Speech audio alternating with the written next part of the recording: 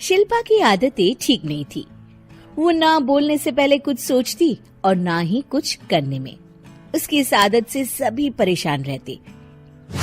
बहन, घर पर मेहमान आए हैं और शक्कर खत्म है, थोड़ी शक्कर दे दो, मैं बाजार जाऊंगी तो ले आऊंगी। अरे शिखा बहन, तुम तो माफी करे, जब देखो तुम्हारे घर में कुछ न कुछ खत्म ही रहता है। अरे शिल्पा, चिल्ला क्यों रही हो? कहा ना घर में मेहमान बैठे हैं, सुन लेंगे।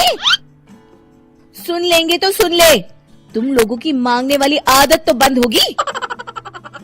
अच्छा शिल्पा, ना दो शक्कर, लेकिन बात तो अच्छे से करो। एक कटोरी शक्कर के लिए तुमने मेरी बड़ी बेइज्जती कर दी। शिल्पा बड़बड़ाते अंदर चली जाती है तो शिखा भी घर चली जाती है। माँ, क्या हुआ? अरे कुछ नहीं बेटा, पता नहीं कहां कहां से ऐसे पड़ोसी आ जाते हैं, जब देखो तब कुछ न कुछ मांगने के लिए घंटी बजाते हैं। अब घंटी बजे तो दरवाजा ना खोलना। पता नहीं माँ की ये आदत कैसे बदलेगी, किसी को कुछ भी बोल देती है, बोलने से पहले सोचती भी नहीं। शिल्पा की ये आदत दिन ब दिन बढ़ती ही जा रही थी। एक दिन शिल्पा के दरवाजे सब्जी वाला आया। सुनो भैया, मुझे ये भिंडी, टिंडे, लौकी और आलू के साथ 1 किलो प्याज दे दो। जी बहन जी। वो एक एक कर सारा सामान पैक कर देता है। कितने पैसे दूं? 220 रुपए पूरे। अरे इतना महंगा नहीं, हाँ मैं तो सिर्फ 150 दूंगी। नहीं, पैसे तो पूरे लूंगा, नहीं तो सब्जी वापस कर दो। ऐसे कैसे वापस कर दूंगी? मैं तो एक भी सब्जी वापस नहीं करूंगी। और हाँ, रही बात पैसों की, तो लेना है तो 150 ले लो, वरना मेरे मोहल्ले में घुसने तक नहीं दूंगी। हाँ। अरे नहीं बहन, हम लोग गरीब लोग हैं, ऐसा ना करो। पकड़ो ये 150 और दफा हो जाओ। शिल्पा की बेटी अंदर से ये सब देख रही थी। शिल्पा, तूने तो हद कर दी।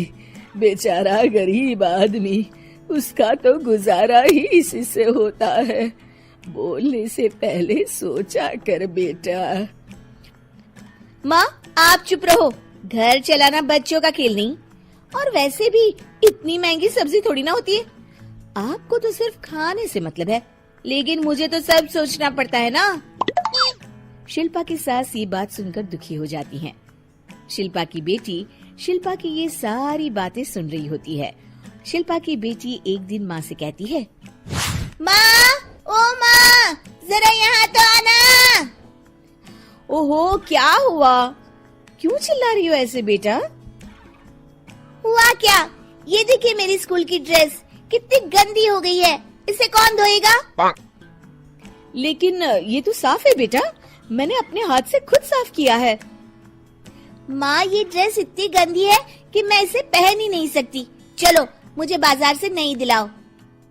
शिल्पा दुखी हो जाती है और वहाँ से चली जाती है कि तभी सामने उसकी सास मिल जाती है। शिल्पा, अरे ओ शिल्पा, ये क्या सब्जी बनाई है? ऐसे भी कोई सब्जी बनाता है? शिल्पा सास की इस हरकत से सख्ते में आ जाती है। अरे माँ को तो मैं जो बना दूं उन्हें वो पसंद आ जाता था, फिर आज वो ऐसा व्यवहार क्यों कर रही हैं? शिल्पा कुछ समझ पाती कि थोड़ी ही देर में उसका पति आ जाता है। अरे शिल्पा, ये क्या है? क्या हुआ आपको? ये मेरी अलमारी पूरी अस्त व्यस्त है, तुमसे कोई काम नहीं होता है, सारा दिन पता नहीं क्या करती रहती हो। अरे मैंने तो सारी अलमारी साफ रखी है। इसे तुम साफ कहती हो? ये तो पूरा कूड़ादान लग रही है। शिल्पा परेशान हो जाती है और समझ नहीं पाती है कि उसके साथ क्या हो रहा है। शिल्पा अकेले कमरे में जाती है और जोर जोर से रोने लगती है। तभी वहाँ उसका पति, सास और बेटी आ जाते हैं। शिल्पा उन लोगों को देखकर और जोर जोर से रोने लगती है।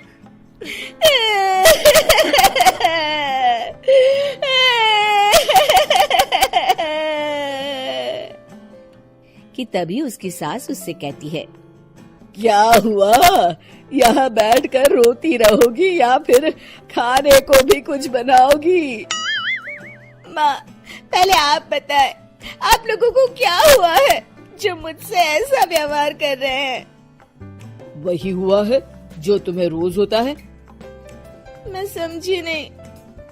माँ, आज घर वालों ने आपसे बुरा व्यवहार किया तो आपको कितना बुरा लगा ना? हाँ, मुझे बहुत बुरा लगा। मुझे अच्छा नहीं लगता कोई मुझसे इस तरह से बात करे। सही कहा शिल्पा, जो चीज तुम्हें खुद के लिए अच्छी नहीं लगती वो तुम्हें दूसरों के साथ भी तो नहीं करनी चाहिए। बेटा, हम तुम्हारे अपने हैं, फिर भी तुम्हें अपनों की बात का बुरा लगा। लेकिन सोचो, जिन बाहर के लोगों से तुम ऐसा व्यवहार करती हो उन्हें कैसा लगता होगा। हाँ माँ, आप सच कह रही हैं। मैं आप लोगों से माफी मांगती हूँ। मुझे कड़वा नहीं बोलना चाहिए। मैं समझ गई, मैं आपकी हूँ इसलिए आप लोगों ने मुझे सुधरने का वक्त दिया और मेरा साथ दिया। लेकिन जिन बाहर के लोगों से मैं बुरा व्यवहार करती आई, वो लोग मेरे कड़वे बोल से कितने दुखी होते होंगे। मैं वादा करती हूँ, आज से ऐसा व्यवहार किसी के साथ नहीं करूंगी। सीख, हमें दूसरों के साथ वैसा ही व्यवहार करना चाहिए जो हम खुद के लिए अपेक्षा करते हैं।